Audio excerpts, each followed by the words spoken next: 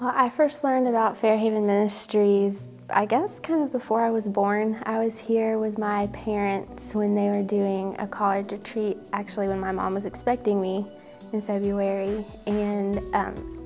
for years, they've brought their college ministry from our church, Appalachian State University students, up here to Fairhaven, and I've kind of just grown up knowing about Fairhaven. We've always been a part of the ministry with my parents, which was a huge blessing growing up, and they always involved us in it no matter what age we were. And we were just always so excited to come on the retreats here, and it was a place that we knew we would be welcomed and accepted. And God's met me here in a lot of different ways, even just from growing up before I was a believer here and just being around other people who I knew loved the Lord and were believers, to when I think I was probably about 13 years old, and I had been struggling for a while about doubts with my salvation. I had said a prayer when I was younger, and as I got to those early teen years, I was really struggling. And one of the evenings here, we were having a group time, and it was just like a testimony time, and a time that our whole group was just sharing what God had done in our lives over the weekend. And one of the students was sharing about how he had struggled with his faith and whether or not he was truly a believer, and realizing just that he had to surrender his whole life to Christ if he was going to truly live for him. And I remember that particular testimony really hitting home with me. And I remember that evening talking to my parents about not knowing whether or not I was truly saved. And that night, actually in the kitchen here, they prayed with me, and I gave my life to Christ, and I got a lot of my doubts settled. And I think Fairhaven played an important part in that, and the way that I was able to get away from the rest of the world, and there were not a lot of distractions that were letting me kind of push things that were most important away. But it was definitely a time to get away and focus on what was most important. There's definitely several good memories I have from Fairhaven. One of the biggest is probably just the fellowship that our group has been able to have with one another, whether it's in prayer, Bible study, or just being outside with each other or playing games. It's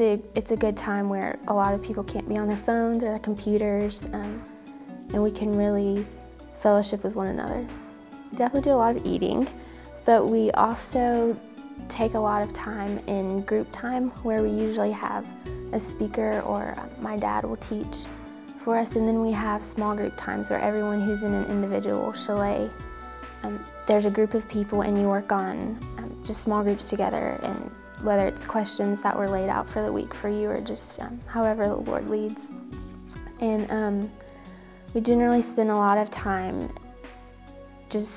I know I've said this before, but off of our phones and off of our computers and TVs, where we can actually interact with each other without distractions. And this, the size of the group varies, usually from, I think we've maybe had around 40 to 50 to maybe as small as 15 or 20. I would say to honor God and glorify God in what they do. I see them meeting, I think their desire is to meet a very great need in whether it's retreat groups, and I know mostly ministerial staff who are burnt out and are worn out just from life in the ministry. And I think that they're,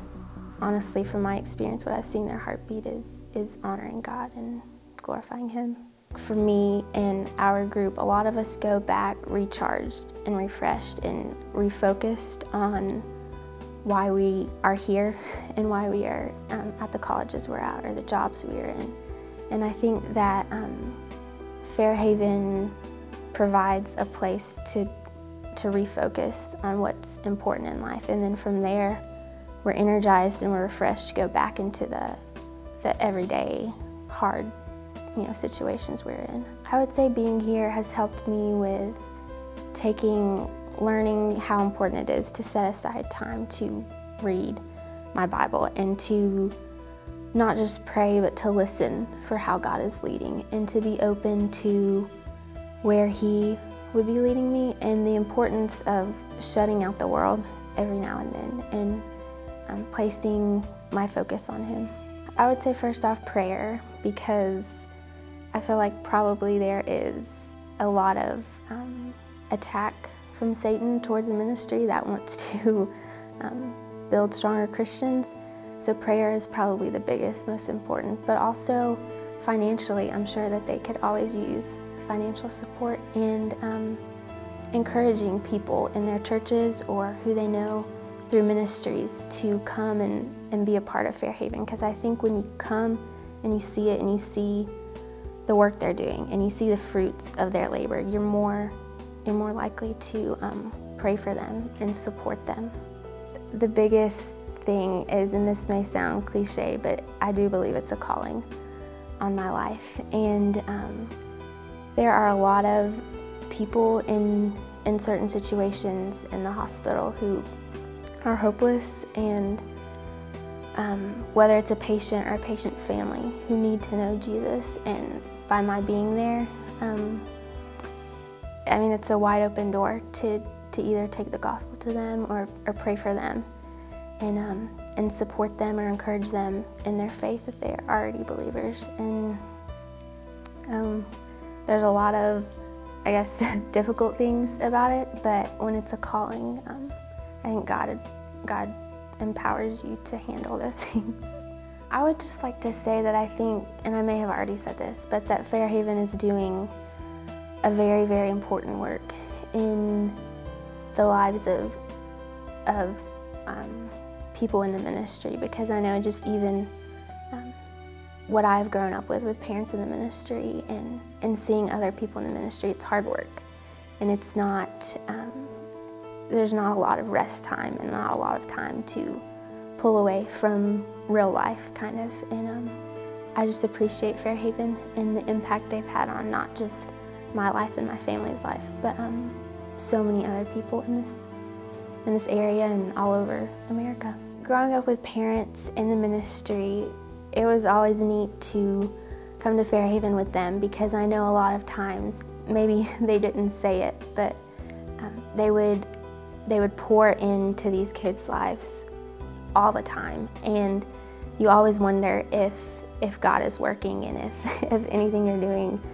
is worth it, or if you just need to quit and put your time into something else. But I know that seeing them come here, and I've heard stories for years of people's lives who they would have never thought that God would reach, came here and made